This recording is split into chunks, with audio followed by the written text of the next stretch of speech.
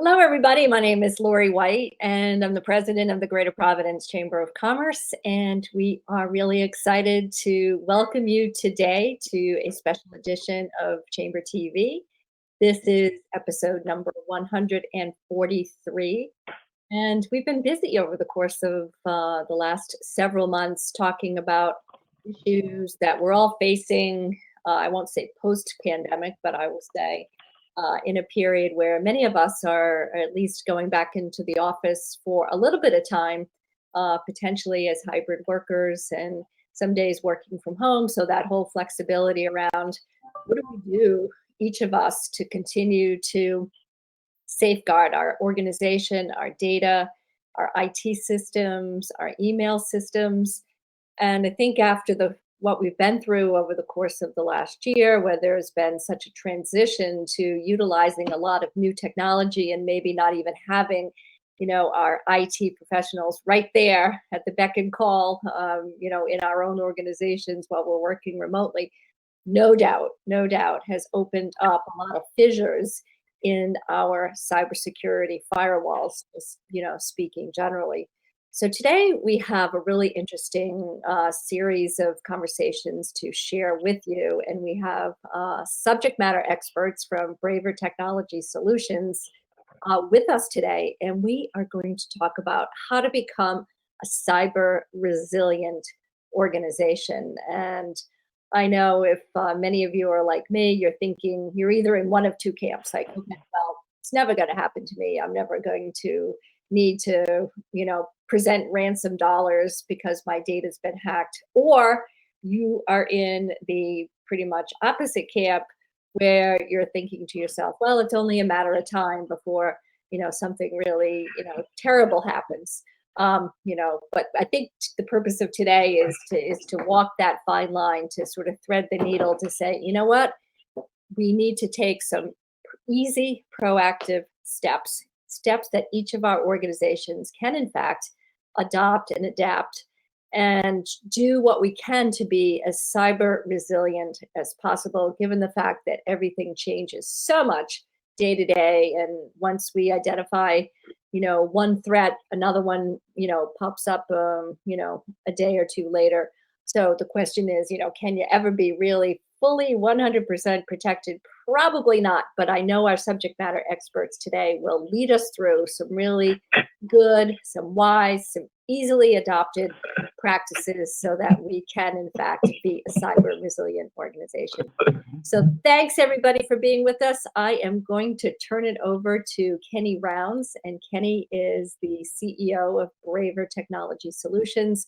He's an outstanding chamber member. We're really grateful to you, Kenny, and to your entire team for being a member of the chamber and taking the time to put together this really up close and personal presentation for us today about cybersecurity and what we can all do about it at the moment. So over to you, Kenny. All right. Wow, what a great intro. That was spectacular. And honestly, the Rhode Island Chamber has just been a great partner in this. You guys are awesome, really well run. You can tell you guys put a lot of effort and care into it, and I think it really shows in all the interactions that we've had with you. So thank you so much, and welcome everybody. I think Lori brought up perfect on what we're going to accomplish. What we're going to try and accomplish today is to make you aware of the types of threats that are out there, but also we want to make this worthwhile. So we're actually going to show you some of the things that you can do to prevent them and try and help them. The idea of these series is basically to present them on a regular basis. We do this quarterly. We do them completely free of charge. And then to answer your first question that we usually have is, yes, it will be recorded. We record all of these. We leave them right on our website. And the goal is that we want you to have these as a resource to show your current staff and new staff. A lot of you are going to start getting questions from your insurance company, if you haven't already, on, is your staff attending cybersecurity training? This is intended to fill that gap, basically to say, yes, they are. Here's our quarterly training. We have the video, we have these, which you are definitely going to be invited to future ones. But again, we record these and put them right on our website so you can look at them at any time. It's great for a new staff onboarding presentation as well, so that you can have your staff know what your security practices are. So with that, we'll get into this. We'll go through the quick background. So basically, we are Braver Technology Solutions. We are a managed service provider. We have been doing IT for over 30 years. And we have all level 2 engineers. We do cybersecurity as well, which obviously is the point of this presentation. We basically only hire spectacularly helpful teammates. We hire on culture first to make sure that when you're dealing with an engineer, they're not talking down to you, they're working with you on the solution. That's enough of the commercial part. Let's get to the meat of the subject.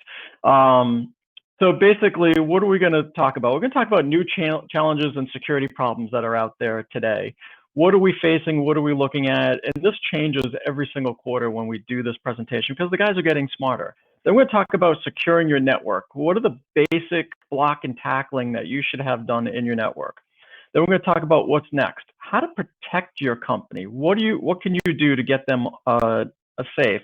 And then last, we're going to talk about the hybrid office a little bit, the working from home. A lot of you are already in the working from home. So we want to talk about those challenges on the security standpoint and what can be done to meet those challenges. All right. Why quarterly? Well, quarterly, as I mentioned, we look at cybersecurity like going to the gym. Basically, if you do it once, you're not going to get everything that you could out of it. So basically, it's like repetitive. It's like training your muscles over and over again to keep getting better and better and better. And we repeat the same message sometimes because it's the only way to do it, is to keep training. That's why there's testing tools out there, and that's why it is. So again, it's like going to the gym. You should do it. I'm going to talk about new threats and updates, reinforce best practices, and getting your staff trained. As I mentioned, really important to keep your staff trained. You're going to hear me say this again later on, but unfortunately, your staff is going to be your biggest weakness. They're your biggest asset, but when it comes to security, they're your biggest weakness. So let's talk about why now. What is it, like all of a sudden within the last year or so, what has happened that's caused cybersecurity to be such a pain in the butt for most companies? Well, it's a perfect storm. Essentially, we're at a point which, unfortunately, if you're a bad guy, this is a great spot to be at. One of the key problems that we have is that the penalties for doing a crime are not as stiff as they should be. So basically, you're going to, if you go in and rob a bank for $10,000, you're going to be penalized less than if you went in and hacked that same bank for $100 million. Robbery has a higher penalty than cybercrime. That's a problem. It needs to be fixed. Number two, law enforcement, they're just overworked right now. And it's not a big enough priority for them. So you take FBI, CIA, state troopers, everything, less than 3% of their resources are towards cybersecurity. And yet that's the thing that affects businesses the most. So when you call them, basically, they're going to have the resources to go after the big hacks that you see on the news. But when you call, they're not going to have as many resources available for you. Does it mean you shouldn't call them? No, you should definitely call them. If anything happens to you, you should call the local state troopers, and you should call the FBI and whoever you can, whatever resources come into play. You want to reach out to them, but realize that their resources are limited based on what they have. Third problem we have is that crimes are typically solved by following the motive, which is usually money. So most of the reasons that cybercrime happens is to get money. The problem that we have is that cryptocurrency, Bitcoin, Ether, all those cryptocurrencies that you have that are out there are untraceable. And that's a problem. That means that when you're paying a ransom, they have no way to follow that money. And as most of you probably know, the reason Al Capone got caught was not because he was a mobster, but because he went through tax evasion, because they were able to follow the money. If they can't follow the money, it's going to be tough for them to track down who's doing this. So that brings us to our perfect storm. We have a situation, we have high reward. The data in your system is very valuable. And it's become to the point that even the smaller companies are targets because even their data is valuable, more valuable than they realize. It's low risk. It's difficult for them to get caught. It's very easy for them to stay anonymous and to not have any kind of risk. Last one is that even if you get caught, it's a very small penalty on what you have. So we have a few different problems that we have to contend with on a regular basis. Let me stop just for a moment and let everybody know there is a Q&A button up on the screen. So if you have a question, post it in there. If we have the ability to, we'll definitely answer it. I'll try and answer it on the fly. I forgot to mention that. And then I think if there's a picture of me somewhere on your screen, you can actually drag it around and move it to somewhere else. So quick little side. So basically, even a penalty is small. So if we look at something like T-Mobile, who had huge hack of the customer database. Now, your first thought might be, well, I don't really care about if T-Mobile got hacked, but here's why you do, actually. So if a phone vendor gets hacked, one of the things that we're going to talk about in this presentation is that you really need two-factor authentication. And one of the common forms of two-factor authentication is to send a text message as verification.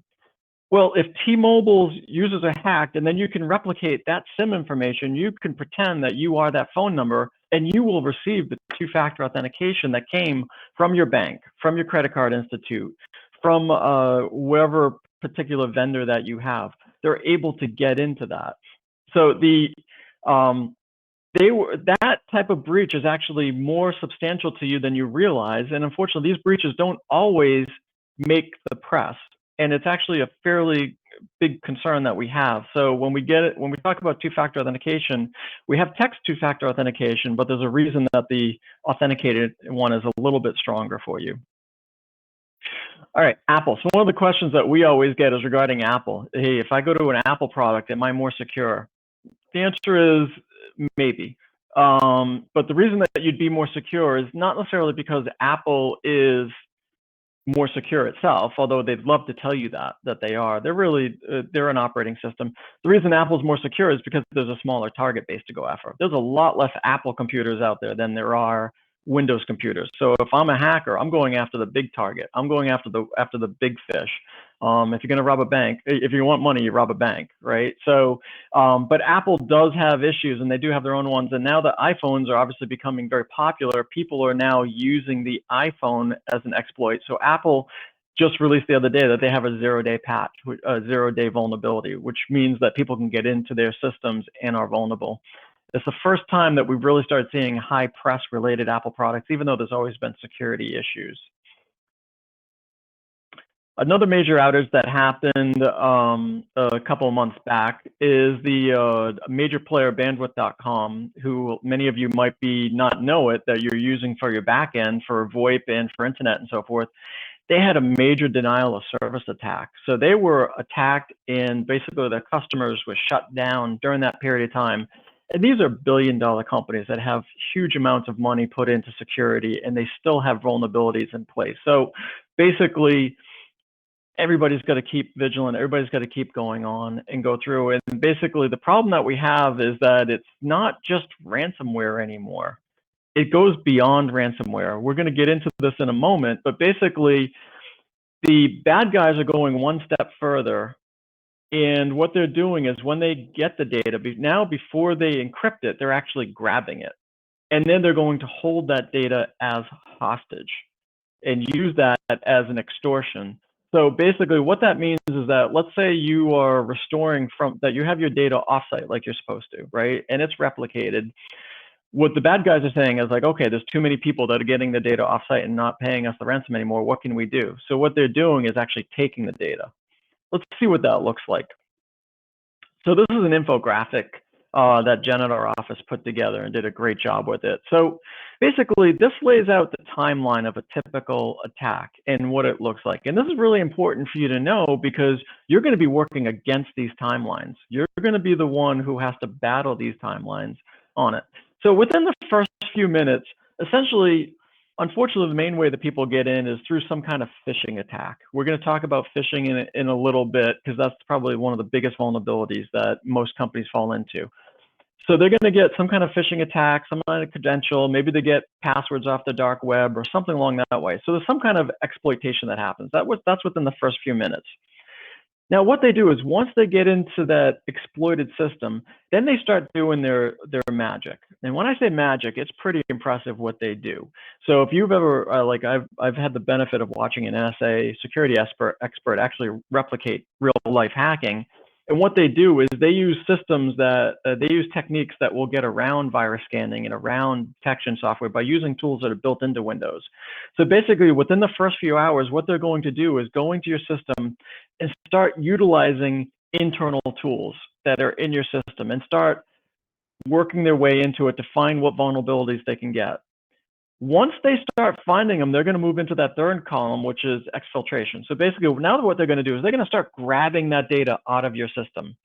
So this is the new step that they didn't do before. They're actually going to grab it and copy it, and they're going to try and do this without you knowing. So they're going to try and get as much data. This might be something on your local network. It might be something on your cloud network. It might be just your email on your Office 365. A lot of times what they'll do in the emails, they'll set up a dummy mailbox. They'll set up forwarders that will forward all the emails off, and you don't know what's happening because they haven't done anything yet. What they want to do is gather the information and get the information because they're going to use that to their benefit later on. We're going to talk about the social engineering part of how they use that information. So once they start gathering that information, now they're going to start deploying things. This is where they're going to, first what they're going to do is they're going to attack your backups. They're going to attack your local backups. They want to make sure that you have as little chance to recover as possible. So they're actually going to attack those first. And again, you wouldn't know typically that they attack your backups because that data is just sitting there stagnant. It's not something any user is using on a regular basis. So they're going to try and get rid of any of your recovery points as much as possible. Once they've started getting rid of your recovery points, then they're going to start encrypting your actual data. They're actually going to start taking your ability to work away from you.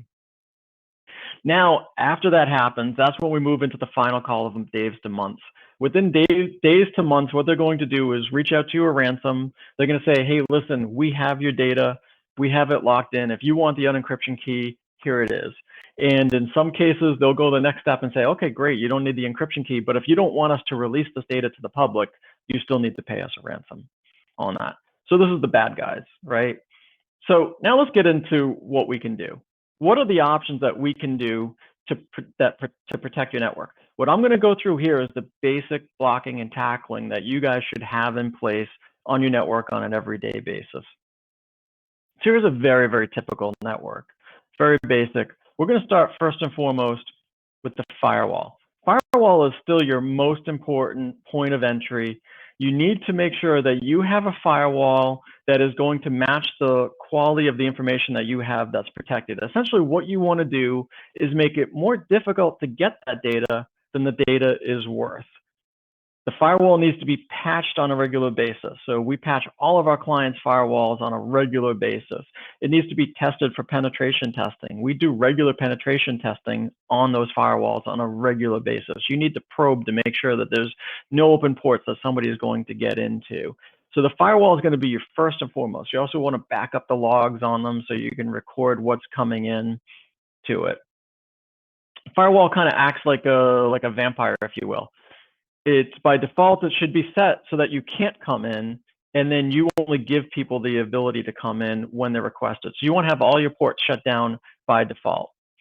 Let's talk about the next thing, which is very relevant to today, which is remote workers. So essentially, we are still coming across new potential clients that use an open RDP port for remote users to get in. This is so bad because you have the least amount of security in place and you're wide open to the hackers to try and get in. What your users really need to be is behind an SSL connection. Most of the time, that SSL connection is free for them to connect in. Essentially, what you're looking for is they want one set of credentials to get into the firewall, and then when they're in the firewall, they have another set of credentials to get into the Windows password. And those credentials, you want to make sure that there's a two-step process and a two-step verification to get in so that your firewall has a chance to close people down. So if you remote desktop into your computer in the office, which is a very common thing to do, you need to make sure that you have that extra layer of SSL. On top of that, your SSL connection should also have two-factor authentication to it. It's really important. Some people have the SSL, but then they don't have the two-factor authentication to it. You really need both at the same time. Next thing you want to do is make sure there's a remote access policy in place. So basically, you need to clearly define to your users that what your policy is for remote access. we have a free remote access template policy that you can ask us for. Just fill in the contact us, email us, whatever you want. We'll send it to you. You can use it as a template for your policy in place. Again, a lot of things your insurance companies are going to start asking you for these, even though they haven't before. So feel free to reach out to us. We'd be more than happy to send that to you. No strings attached. And that's basically where you're going to set up as a policy for people to come in and what they can do and what they're allowed to do on the company equipment. All right. Antivirus is the next thing. Boy, it seems really obvious, but there's so many times that we come across clients that basically have outdated antivirus, or their antivirus is not centrally monitored or centrally managed, or they're just using what came with the system, or they're using something that their IT guy put on 3 or 4 years ago and hasn't updated and hasn't managed or anything like that. You really need a centrally managed antivirus system that's also monitored. So basically, you want those updates to be instantaneous. Back in the old days, AV used to update once a day or once a week. That's just not good enough anymore. It needs to be updated real time, and also needs to be monitored, because you only have a small window. When that attack happens on a computer and it's stopped, it needs to be investigated, because that could lead, what looks like a simple block could actually be the sign of something bigger coming in. So it really needs to be monitored on a regular basis and live. All right. Spam and virus filtering. So basically, spam and virus filtering is extremely important. That's come into place. So those of you that are on Office 365, I have great news for you. There is advanced threat protection. Our clients already know about it because we tell them on a regular basis. But those of you who are not our clients and don't know, so there is something from Microsoft called advanced threat protection. If you're on Office 365, it is well worth the money. I think it's something like $2 per user per month. It's a small fee to pay, but it's really important for you to have that, because that's going to not only detect threats coming in, but on the certain levels, depending on what you have, it'll actually go in. And if that email went to multiple people in your organization, if it's a suspected email, it'll remove it from your inbox, but then it'll also the other people in the company, so they don't even get that layer of infiltration. So there are also third-party products that you can use that are fine. There's other ones that like Mimecast and other Proofpoint and all those. Those are good as well. But those of you on Office 365, there's an actually very inexpensive option that's really well and works really good. So keep that in mind. This is just normal statistics. So as you can see, on a typical email flow, you could see out of 60 million email messages, that 37 of them were blocked because of potential. There's actually only 17 million of them that were allowed, that were actually valid emails. So you can see the number of bad emails that come into a system on a regular basis. All right, let's talk about DNS filtering. So DNS filtering is basically a technology that's going to come in and try and stop your users from getting to the bad sites in the first place. So when your user goes to a site that's known to be suspicious, they should get a message on the screen that looks something like this. Basically says, hey, listen, this site is a known bad site. You shouldn't be here. And then it'll stop them from going to it. Let's skip over that slide. That's something that you should have as a standard operating in your company.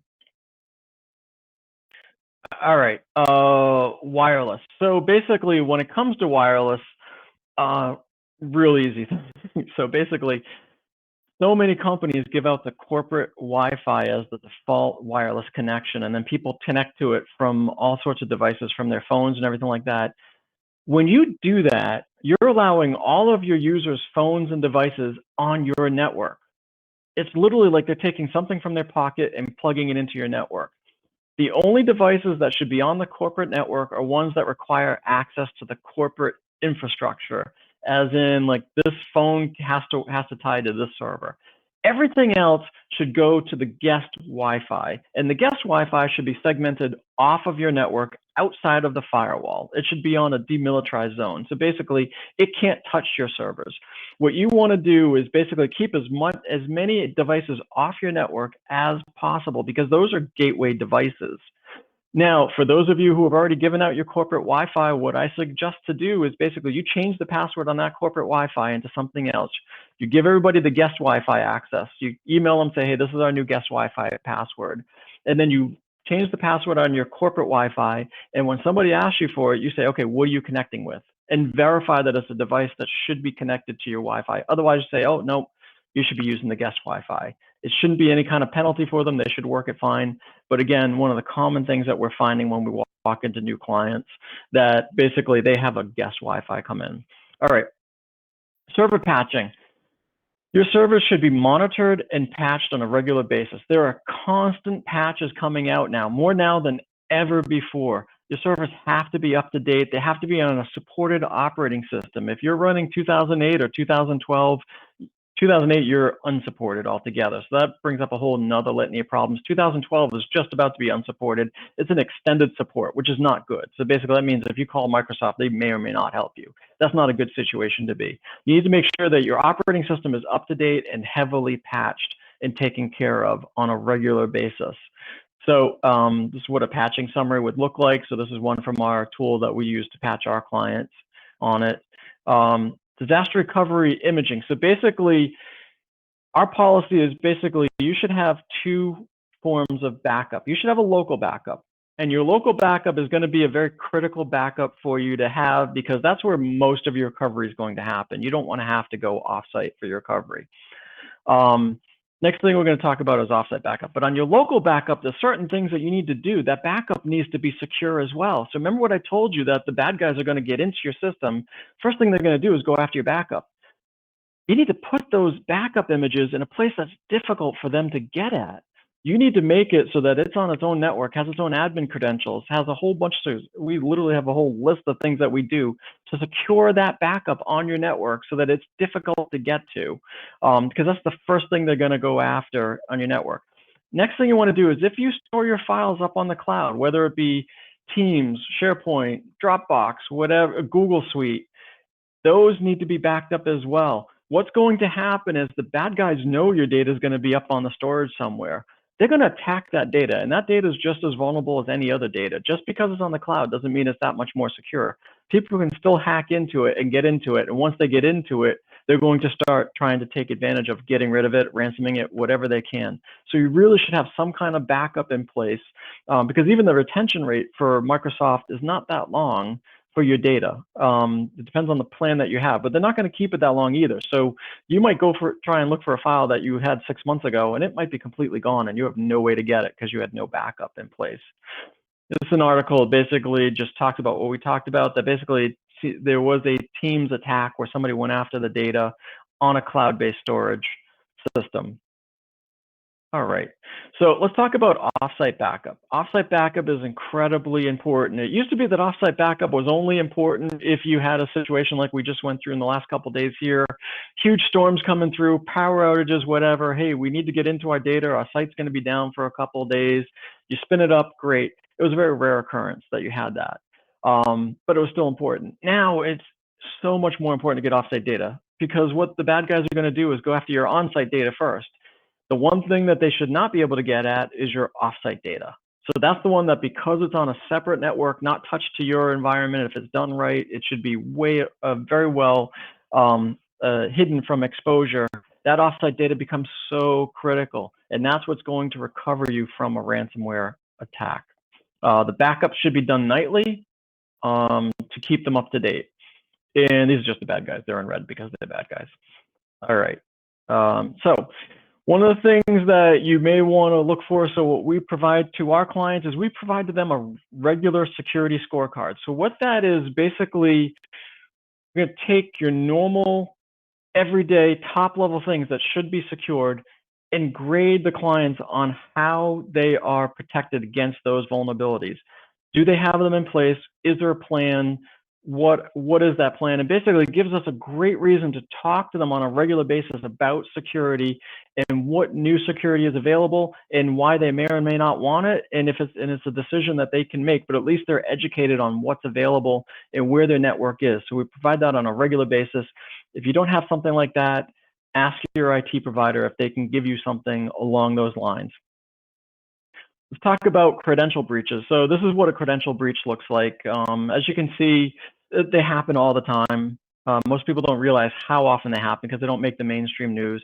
If you look at the biggest one there, it's Facebook is a huge one, and Twitter is the second one. So you might ask yourself, why do I care if Facebook credentials gets hacked? Okay, great. So they find out when my son's birthday party is or how old my dog is. Well, that's not true. we care a lot about Facebook and those type of breaches, in particular Facebook, because a couple of things. Number one is this one. Most people use the same password or a similar password for their personal account as their business account. What does that mean? That means basically, if I were to get your credentials for your Facebook, guess what I'm going to have? I'm going to have a whole bunch of information on you. I'm going to have a lot of stuff. So I'm going to have your name, probably your maiden name, which is going to give me your mother's maiden name, where you grew up, where you went to school, what street you lived on, when you graduated, and I'm also going to have your password. Well, guess what questions get asked when you go through a security questionnaire? What street did you grow up on? What was your mother's maiden name? What was all those things there? You keep them right in Facebook for me. Thank you very much. It's right there. So that's all the information that I need to hack into your account. But then on top of that, I'm going to find out where you work. And when I find out where you work, now I know a lot. Now I can try and log into your system, because guess what? Your username is either going to be your first initial last name, first name last name, first name dot last name, first initial last name. I know that's going to be your username. So I have half the equation. I also have your personal password. So guess what? I'm going to use that to start hacking into what I think your company password might be. And you imagine how successful I am at doing that. It's pretty accurate. Once I get in there, what I'm going to do is I'm going to start getting into your email, because that's really something I really want to get into. And I'm going to look at all the correspondences you have, and I'm going to start taking advantage of that. And I'm going to show you some examples of what that looks like in a little bit.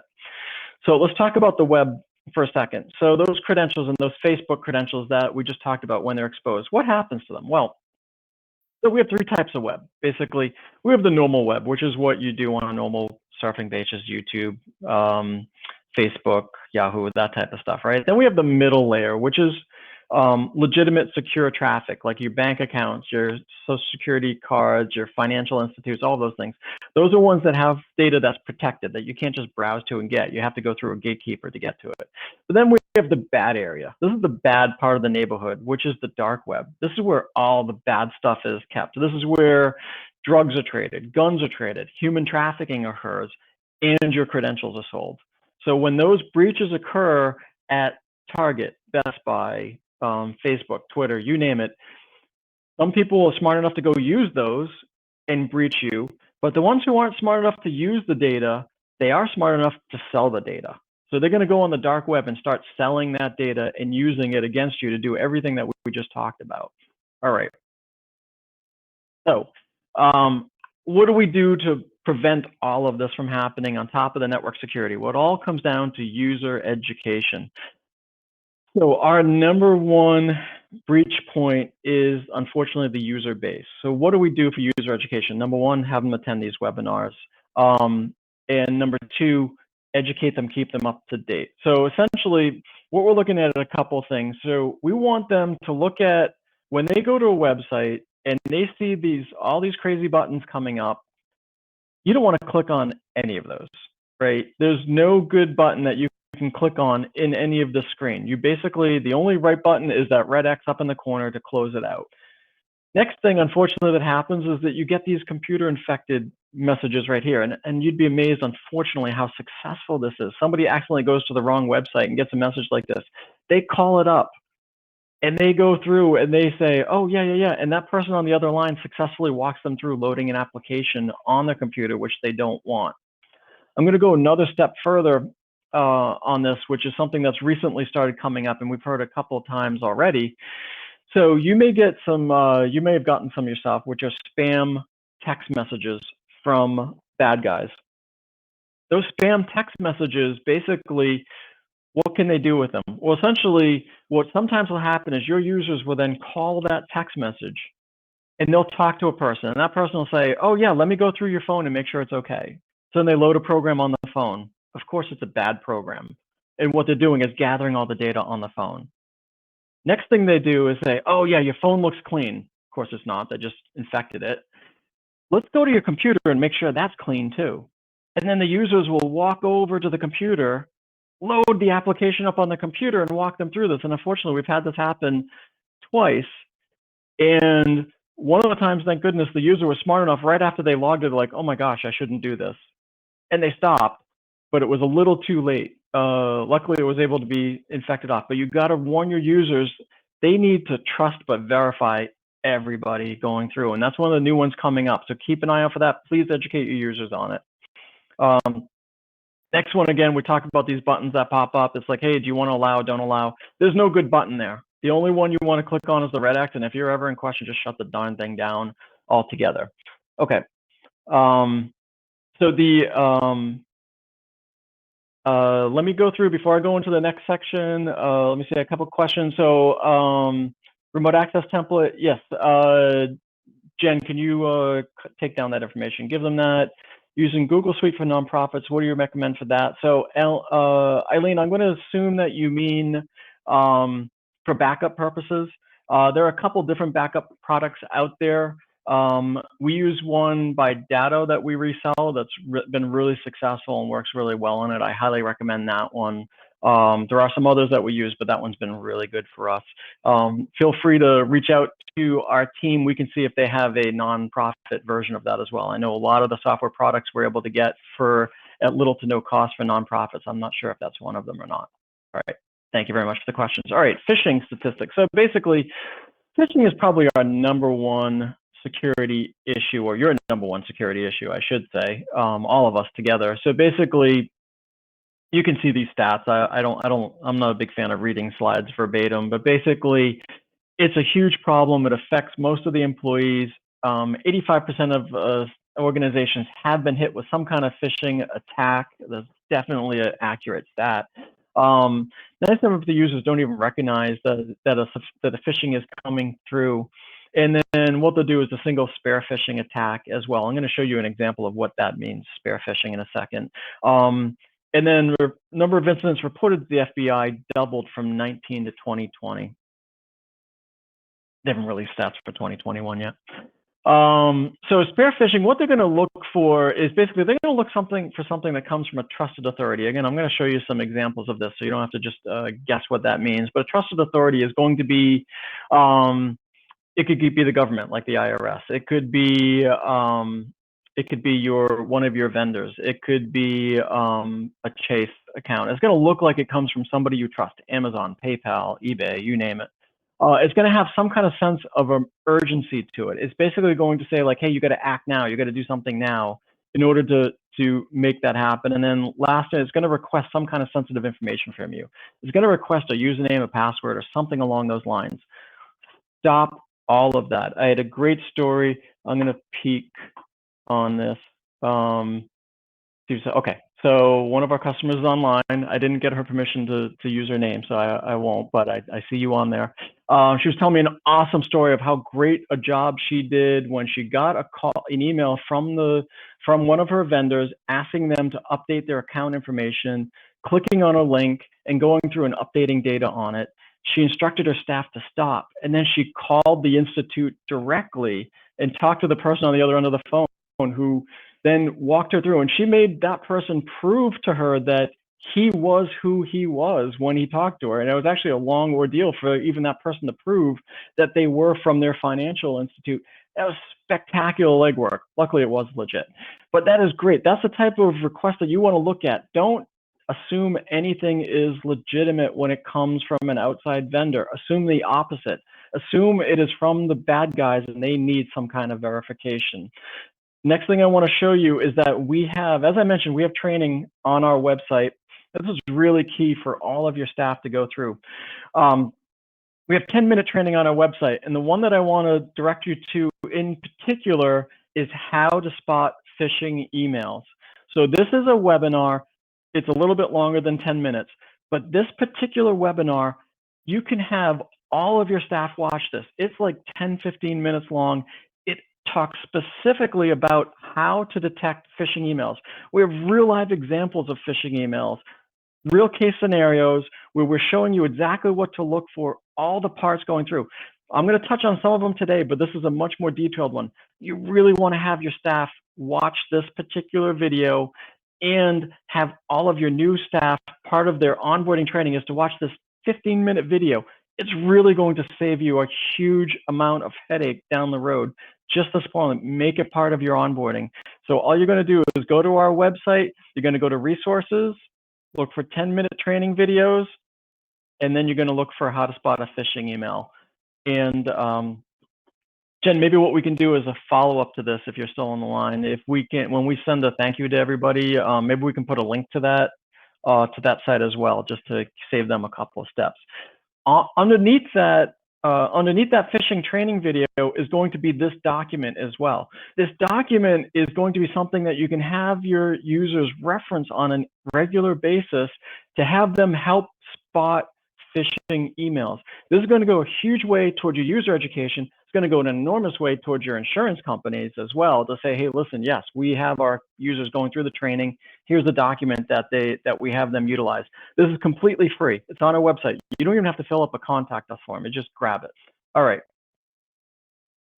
So let's go through a couple of case points I'm going to go through some typical phishing ones. Again, you really should watch the phishing video for some in-depth ones, but we like to add, I want to make sure there's some content in here about phishing, because again, it's the main thing that is going to affect you and your users. So some of the things you're looking for is you're looking for addresses that aren't quite right. They're going to be like Amazon CA instead of Amazon.com. It's going to be something along that lines that looks like it could be right, but it's not. You're going to look for generic greetings. It's not being specific. You're going to look for, when you hover over a hyperlink, you want to, and again, if you go into phishing, I'll show you how to do this. When you hover over the hyperlink, you want to make sure that it looks, that it's going to the same place that it says. The problem with HTML and the problem with email is that both technologies are very old and they predate security. And it's so easy. I could send an email on behalf of every single person on this phone, and it will look like it came from you, and there's no technical difficulty to it for all. All I have to do is set up my own private mail server, and I can replicate any one of your email addresses and make it look like it came from you. So that's what these guys are doing, is they're making it look like it. The other thing is, so here's another one that looks like it came from Citibank. It looks legit. It looks totally legit. But basically what we're looking for is the links and the hyperlinks and the fact that the domain doesn't look right. Okay. Here's a funny thing. So basically, the biggest problem that we see with phishing emails is not that they look so good, but that they look so simple.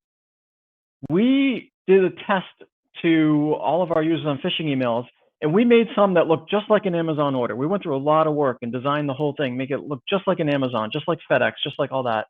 And we had a certain click rate on them. But then we took messages like this one, which had almost nothing in it. And all it had was that link right there that you see that says recover a message. We had 10 times the click rate on that message because it looks so simple. So the simple messages are actually more effective than the ones that go through a whole bunch of work. Here's another one, and this was sent by one of our clients. Unfortunately, clicked on it, and they clicked on it. As you can see, it says voice message. So it's basically saying, hey, you have a voice message waiting. The ironic part is that this person does not have the type of phone system that would allow them to send a voicemail message. So they've never received this in the past. That's a problem. Next thing I want to talk about is social engineering. Social engineering is when somebody will use information about you or your company or your customers or your vendors and use that to get into your organization to try and get specific information. What does that look like? So I'll give you a very rough synopsis. There's more to it than this. Let's say that you saw in a newspaper, or you're a bad guy, right? You saw in a newspaper that there is a major bridge being built. And that bridge is going to be built on this date. Okay, that seems innocent enough. Well, let's say then you call the town and say, hey, listen, I saw this bridge is being built. You know, I'm a citizen of the town. I want to know who's building it so I can make sure, so I can check them out. So they give out the name of the contractor. Again, no big deal. So then the bad guy calls the contractor and says, hey, yeah, I'm calling from the town, and you guys were awarded a contract for building a bridge for us. Congratulations, that's awesome. We're so excited to work for you. We just want to verify what the payment schedule is on this bridge and when it's going to go in and when you're going to look for that first amount of payment for it. And that person on the other end is going to say, oh, yeah, well, we're going to start on this date. We're going to have it at this point. At that point, you need to give us this amount of money. And at this point, you need to give us this. Great, no big deal. Next thing you do, bad guy calls up the town a day before those dates and say, hey, listen, I know we have this this bill due on this date. It's going to go through. What I need you to do is change the bank instructions over to here because we just changed to a new bank. I'm going to verify this is the amount that you're going to pay us. You're going to pay us on this date, and I just need you to swap it over and pay it through. And now all of a sudden, the bad guys just sent the money to the wrong place. That is a really brief scenario, but you'd be amazed how often that happens. And case in point, it actually happened to a town in Colorado who actually paid $1 million for a bridge that didn't exist. That's not the only time that happens. It happens all the time, unfortunately. It's a regular occurrence. Unfortunately, we get involved. We get brought in as a forensics type of thing when this happens. Say, okay, what happened? We've seen it with building managers getting scammed by people pretending that they were their tenants. Next thing to talk about is wire transfers. So what happens when the bad guys get their money? For first and foremost, a lot of times what they do is they try and dupe the company into doing a wire transfer. They'll give them some, so in that case that I just gave you, was a wire transfer. As soon as the wire transfer comes in, they take that wire money, immediately move it into some kind of cryptocurrency like Bitcoin. Immediately, because then they know that once that money is in Bitcoin, it's gone. They can't get it anymore. And so what they're going to do is socially engineer you. They're going to see some kind of, maybe you're in the media, maybe you're in the public eye and so forth, and you gave some kind of information that you were bragging about, hey, listen, we just took on this product line, we're going to be doing this launch, whatever, and they're going to social engineer your staff, and then you send off a wire transfer. Does that happen? Yes. It happened to one of the Shark Tank people. Barbara Krikorian wired $400,000 nowhere, and she could not get it back. It was gone. And what happens to her staff was socially engineered. One of the things that you can do, work with your bank. Get your bank, make sure that you have some sort of verification process and some sort of, maybe it's a double identity, double verification, something that disables wire transfers from your bank so that you can make sure that they are only done. Even if you, especially if you never send wires to anybody, because you don't want somebody to socially engineer and pretend they're you. In any event, no matter who you are, you need to get in touch with your financial institute and make sure that there is some kind of security around sending wire transfers in place. So it cannot be done by accident. You need to have something in your office. You need some kind of double verification in place, and then you need to have something with your bank. All right, let's talk about your website.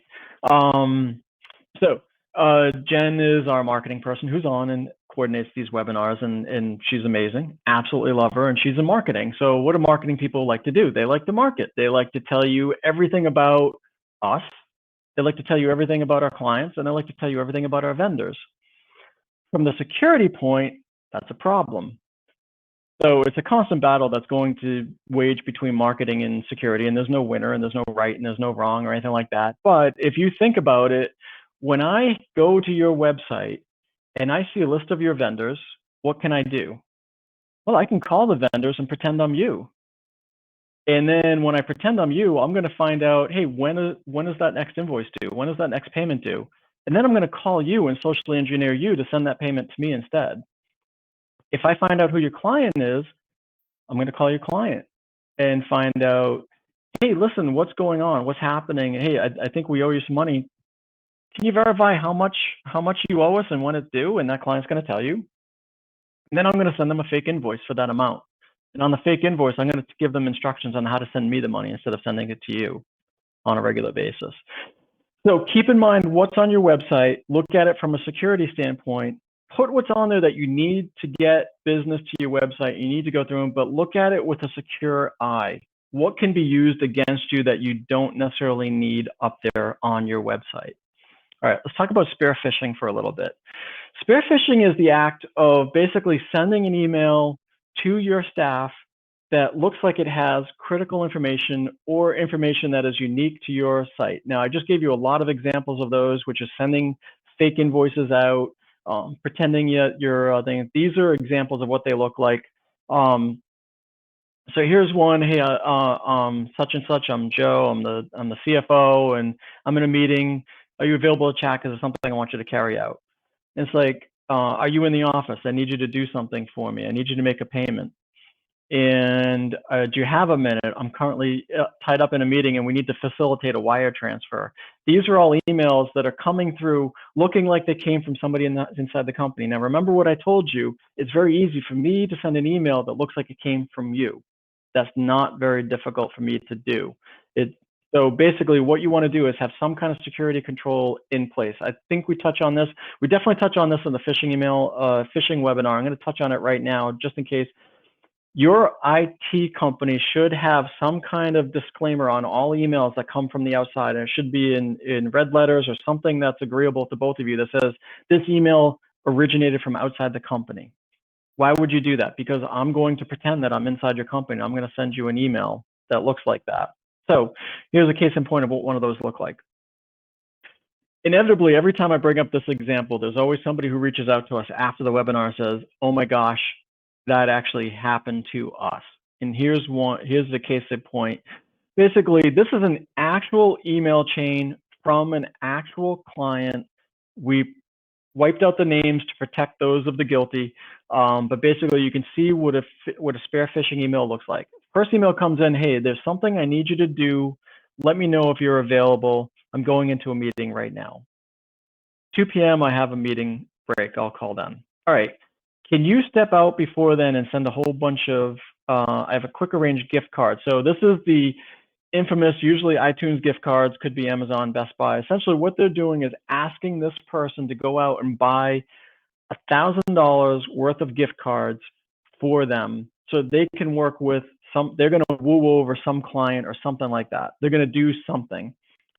And basically, we have had many cases where that office admin or whoever it is literally went out and bought $1,000 worth of gift cards. We had one case where the CFO was walking by and says, what are you doing? Oh, well, I'm sending out these gift cards to Jake. I'm scratching them off and giving him the number. And he came back, well, Jake's on vacation. And the person was like, oh my gosh, you're right. So sorry, Dave, this is what you should be doing. Sorry, Dave, this seems kind of odd to me. Can you please shed a little more light on it? This is where our client was smart. They came back. They didn't say Dave was crazy, but they said, Dave, can you kind of clarify this? This doesn't look right. And this is what the bad guys came back with. Well, if you consider it odd, then let's just forget about it. This is the bad guys walking away, saying, okay, all it took was this email. This is what you want your team to send. You want them to send this questioning email. Hey, something doesn't seem right here. Something's odd. All right. This is another one that happens, unfortunately, quite often. This will happen a lot, especially if you're subjected to somebody getting your credentials available. What they'll do is they'll check your emails and then they'll find out when you're out of office. They can do that just by sending an email and getting an automatic reply. And then what they'll do is they'll email the HR person and say, hey, listen, I have a new bank account. Can you update my direct deposit? And then what they'll do is say, okay, yeah, I just need you to fill out this form. Again, these are actual emails from actual case studies. These aren't ones that we just made up. These are literal ones. We changed the dates on them. So basically, can you fill it out? Guess what? The bad guy actually filled out the form and actually sent a voided check in this one. They went that far to get this done. And they literally are interactive. When you talk to these bad guys, when you work with them, keep in mind, these are not robots. They're not automated. It's not like the old days where it was just some guy in a basement sent out this kind of robot just to go in front. These are literal working, breathing, employed people. They make billions of dollars in this industry. This is an industry for them. These are bad guys that are hired to do this. You're talking and working with a live person who also escalates. So they're going to start off in a low chain saying, oh, good, I got one. And then they're going to pass it up to the next level. And the next level is going to say, oh, great, I'm going to work them over. And then they're going to go to the next level. This is literally a hierarchy, literally a business. Literally, there are people on the other end doing just this. A one-time paycheck for you is a life savings for them. And that's why it's important. That's why a small amount of money to you seems like a lot to them. But what they're doing is getting in there. Fake invoices. This is what it looks like when they send a fake invoice out to your clients. Hey, thanks for the attached. Here's the attached payment, and I give you payment instructions as well. This is what it looks like. All right. Some of the things you could do is regular fish training on your clients, on your users. Keep them up to date and keep them trained. we're going to go into this next thing. This is the single most important thing that you can take away from this webinar, hands down, no doubt about it, two-factor authentication. Two-factor authentication, I have yet to see anything that charges for two-factor authentication. It is mostly free. It is the single most important thing that you can do to protect your network right now. Is it foolproof? No. Two-factor authentication can be, but it's a lot more difficult. And basically, the theory is that if you are going to rob a neighborhood and your door is locked and your neighbor's door is unlocked, they're going to go rob the neighbor's door that's unlocked. That's what two-factor authentication is. It's basically making it that much more difficult.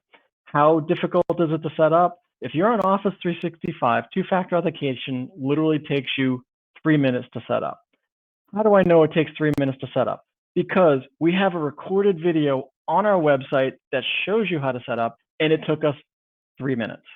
We did it live on the recorded video. It was a 10-minute training. Literally had to talk for 7 minutes to fill the void because it took 3 minutes to set it up. If you go to that same link that I showed you earlier with our 10-minute videos, you will have a setting for two-factor authentication. We did one more thing. There is a document link underneath the video that is free for you to download that will actually show you how to set up, walk you through setting up two-factor authentication. You give this to users, then even put the QR code right on there that actually shows your users, hey, scan this QR code to set up two-factor authentication. It could not be any easier to be done, and it could not be any more important. Two-factor authentication everywhere you possibly can, especially in email. Email is so critical. It's free. Microsoft made it free. Everything's free about it. You really need to do it. Next thing, weekly security tips. So we send out weekly security tips to everybody, again, no strings attached, where we go through and give you best practices on a regular basis, saying, hey, listen, don't do this. Those we just send out on a weekly basis, no strings attached again.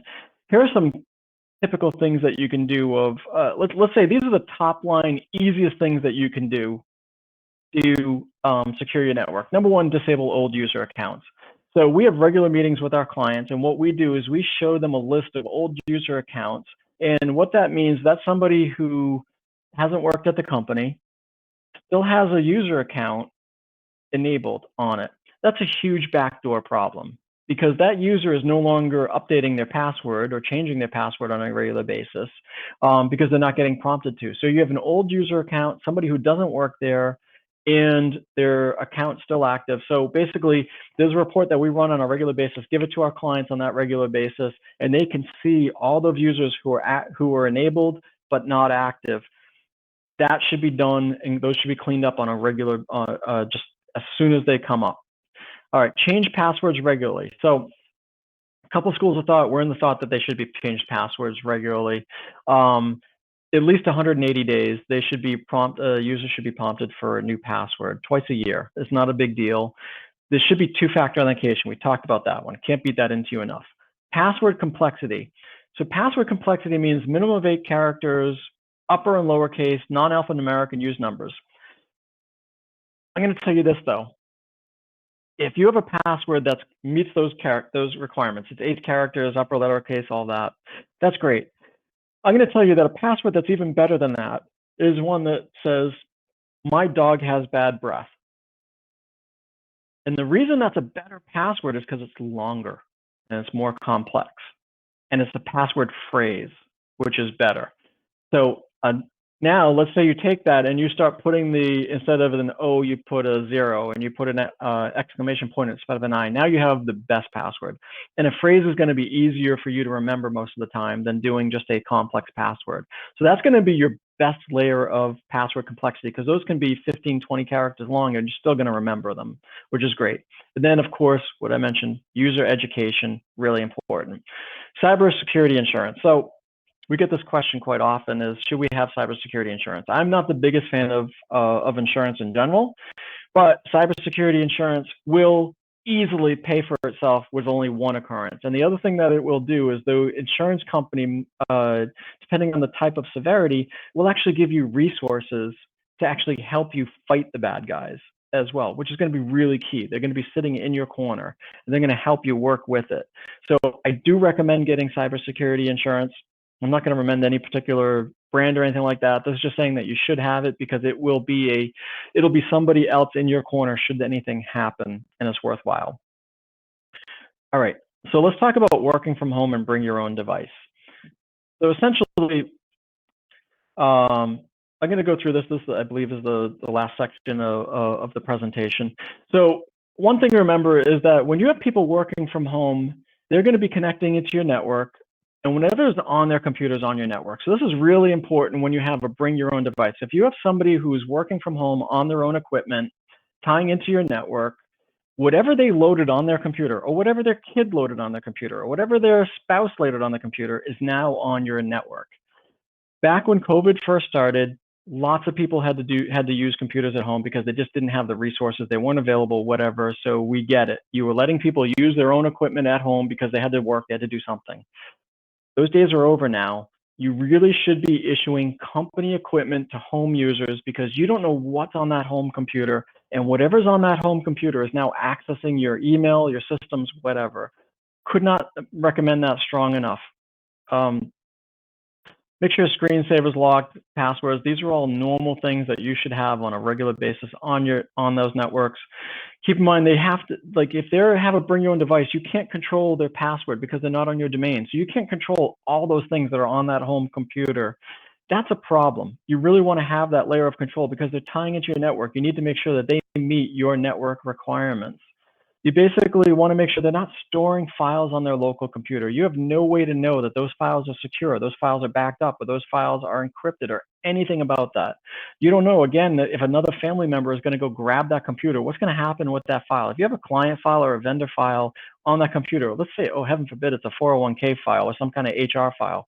Now you have a whole human PHI issue on your hands. That's not a good thing. File sharing software, you want to keep it as a secure environment. Try not to use like a non-business product like a regular Dropbox. Teams would be a great solution for it, those type of things. Basically, you're looking for something that's going to be an enterprise level file sharing solution. On their Wi-Fi, keep in mind that when people are working at home, there's other devices on their Wi-Fi other than your computer or your user's computer. Those other devices might have the ability to sniff and look at what you're doing. So again, you have a child or a spouse who's been doing something on their computer that may not be advisable. Your employee is on the home network on the same network as that one, and that one then has a VPN and SSL into your office network. Now there's a nice little gateway bridge to get into it.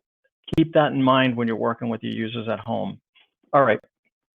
Free report that we have that you can get is top 10 ways that hackers can get around firewalls.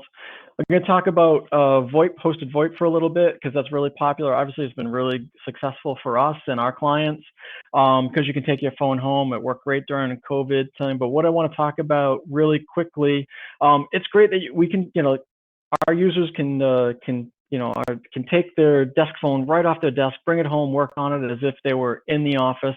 They have a mobile app, they have everything. It's awesome, especially for work from home. But thing to keep in mind is that 911, when they're making a 911 call from home, unless it's configured properly, it's going to give their home address as 911. You do not want that to happen. So if you have a hosted VoIP system like the one that we use and sell, start by just dialing 933. See what address comes up. Don't dial 911, dial 933. That'll read back to you the address that 911 hears when you call. Make sure your family members know not to use that phone for emergencies and dial 911. And then either make sure that the phone is updated with the right home address. If that's not feasible, then just put the phone away so nobody tries to call 911 with it. We have another free document that you can have if you want, which is working from home and what checklist to go through. We have blogs that are updated on a regular basis on our website. We have a ransomware guide that you can have. This one's actually that's part of the federal agencies and stuff like that, which is great. Ransom recovery checklist. So heaven forbid you do get hit with a ransom, give us a call. We have steps that we go through to help you get through that. it might hack them because your users clicked on a link that they weren't supposed to, that your backups weren't monitored, that the backups got infected. So despite your best efforts, don't be shy, call, there's processes that have to take. All right, so let's wrap it up. I'm sure you guys would be happy for me to wrap it up. All right, so quick recap. New challenges and security problems. We talked about that, what's causing the industry to go through. So how to secure your network. We talked about that, and then we talked about what was next and how to protect your company. Having a secure workforce is the most important thing you can have right now. Your customers are relying on you to have your data protected because their data is now your data. It's really important that you work together. New hires should all go through cybersecurity training on a regular basis. So we do these once a quarter, and then the recordings are right on our website as well. This is me, Handsome Devil. And then since we're getting near the end, I'll look for any questions, but I probably will just save those and email everybody direct on them so that we can spare everybody a time. We're right at the 1 hour mark, and I want to stay true to our time frame. These are upcoming webinars that we have that are free to attend, and that is all I have. Hope everybody if you have any questions, we'd love some feedback on if this was helpful. And also good or bad feedback. What do we need to do? Did I talk too fast? I tend to talk too fast, so you can put that down.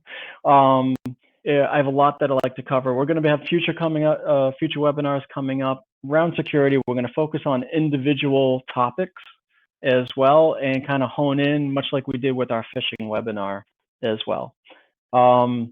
With that, I'm going to keep the session up. So what we'll do is reply to the Q&A. I can see a bunch of questions in there. So what we're going to do is reply to those questions online. So I'm going to keep the webinar up. I'm going to turn off my mic so that you guys don't have to endure me talking, and have an amazing day.